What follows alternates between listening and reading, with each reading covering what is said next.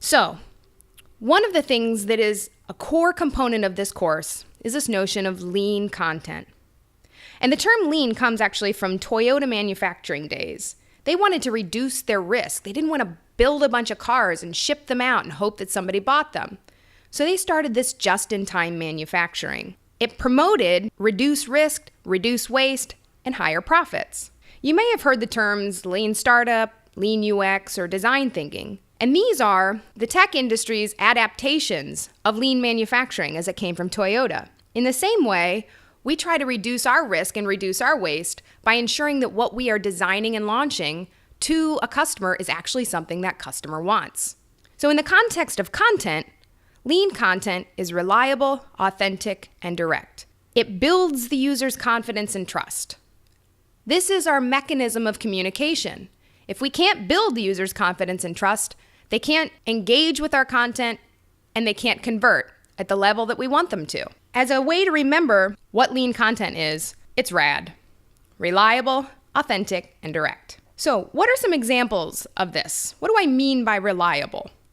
Essentially, it sets and meets the user's expectations consistently. This is already a tall order for a lot of the noise that exists out there in the marketing content. Makes big sweeping promises but doesn't deliver. And it's created a skeptical audience online. Reliable content is what we expect from Google.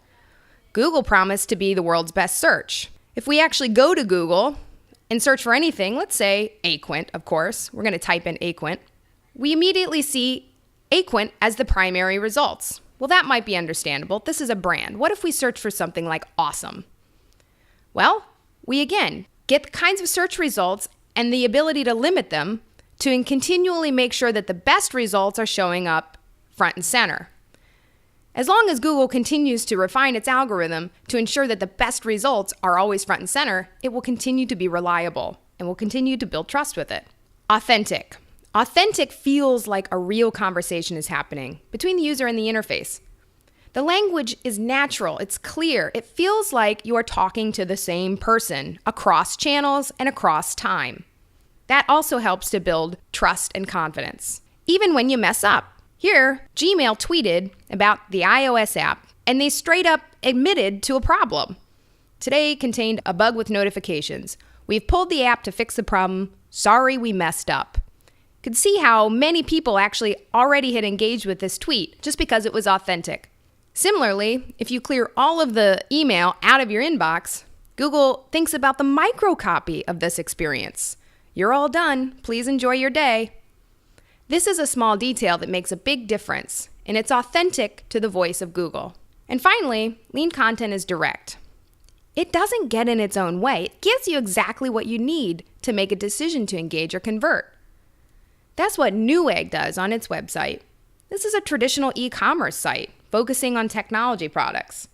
And if we go ahead and search for a particular, let's say we're going to check out the laptops today, we get to see all of the specifications involved with this particular product. It's not trying to cloud us with marketing language. We even see the reviews front and center. And further, Newegg publishes its customer questions and answers. This helps us actually learn about the product and learn about what the experience is, whether or not this product actually met expectations. This builds trust and confidence, and that's what lean content is all about. That's how it helps to drive growth. After all, words are how people find you, understand you, and choose you. If we use a lot of marketing speak in the stuff we write, people who are searching for what we have to offer in the search engines will never find us because we're not speaking their language. We need to use analytics data from tools like Google or Facebook or YouTube to figure out what that language is, and then speak the language of our users or our customers, which means we really have to know our audience. When it comes to writing great content for web and mobile, it's not a creative endeavor that happens in a black box. It comes from forming conversations with the customers we're trying to engage and convert. It also means that we have to prioritize clarity above anything else. That's where the data-driven decision-making comes into play. It's essential. We need to edit for comprehension rather than writing for cleverness. And often, marketing teams might find this boring, but customers and users do not. And companies that are focused on growth won't either, because they understand that reaching and connecting with the customers is vital to growth. And again, words are how people find us, understand us, and choose us, so we gotta get them right.